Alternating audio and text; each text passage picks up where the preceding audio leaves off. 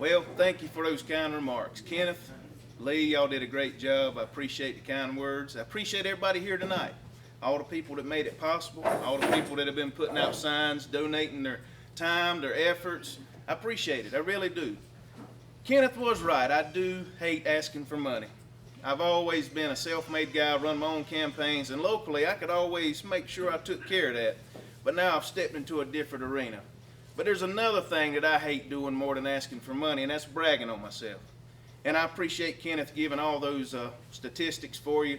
You know, there are some very important things that we have accomplished together as a team in the last 9 years. I'm very proud of them.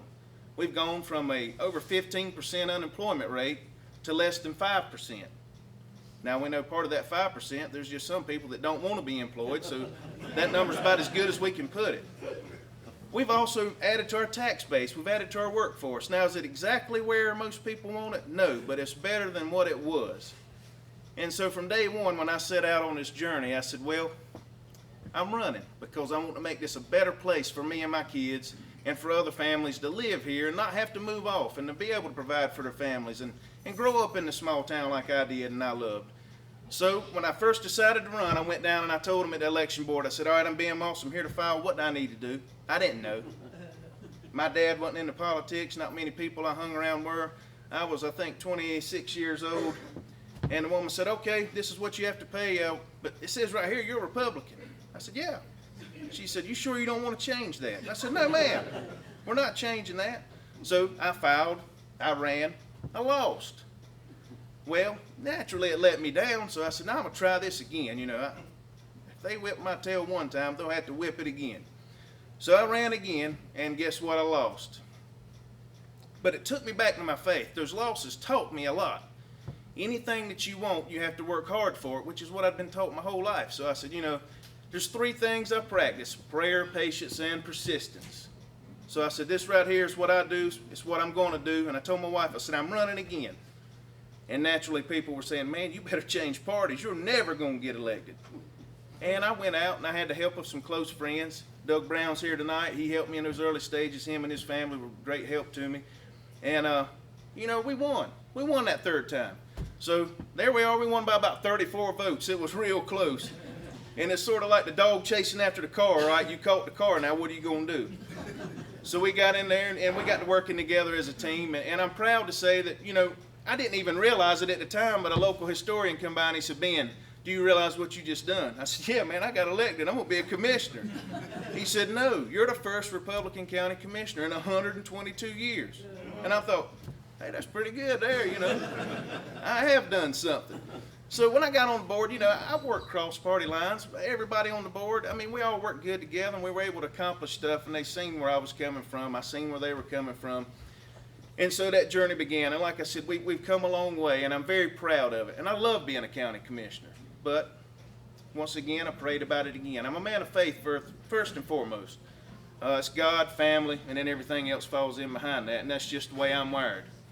But this morning, I got to doing self-reflecting. You know, people ask you, what are you doing running for the House? And I would tell them, you know, well, I want to make District 66 better. I think I can do a better job. I think I'm the candidate, you know. So I got to self-reflecting, and you know, I got to praying about it, and I got to talking to Amber, and I said, you know what? I know what I'm going to do. I went over to my Bible. I said, all right, what you want me to read, God? Boom, I opened up the Bible. And it led me to Luke chapter 21, verse 26.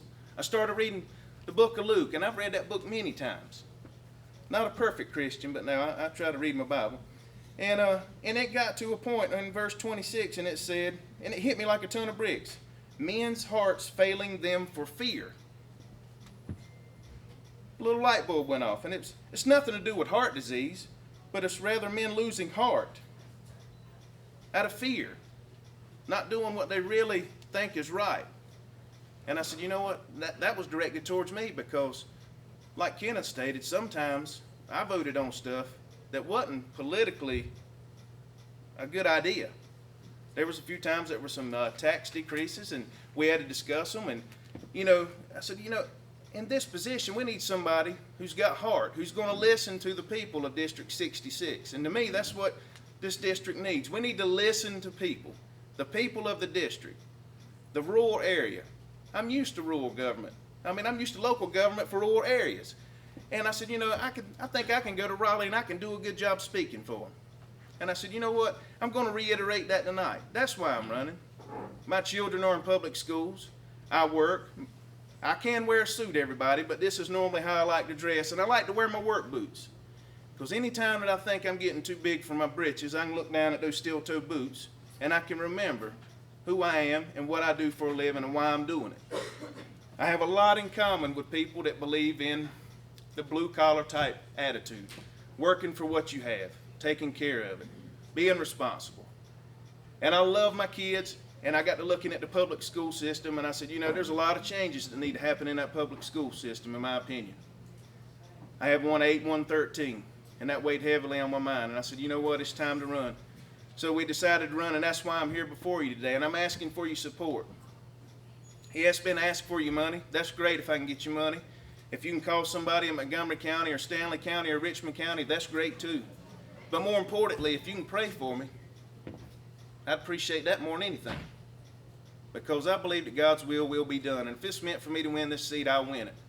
I'll say nothing negative about my opponent. He's a good guy. We get along. He's a great guy. But we're two totally different candidates. The only thing that separates us is some of our beliefs and the fact that I've stated before that experience and ability is something you can't make a substitute for. I'm not just up here talking this game. I've done it. I've got 9 years to my credit showing you how I will represent people. I do what I say. There's no need to be any different. I'm not a fence walker. If I tell you how I feel, you tell me how you feel. We'll respect each other. But I will not try to woo you just to get a vote. I'm just a direct person. So this leads me to the last part of my little speech here. It's coming up this coming month. Well, this meeting, next week, Tuesday. I have took it upon myself to enter a Second Amendment sanctuary resolution for our county. Some people may not like that. Some people may not see what's actually going on. Virginia's not very far from us, guys. Anything can happen in an election. I'm presenting that resolution Tuesday night, and whether it gets voted yea or nay, or if it's the popular thing to do, I intend to stand firmly for our Second Amendment. I'm going to support it.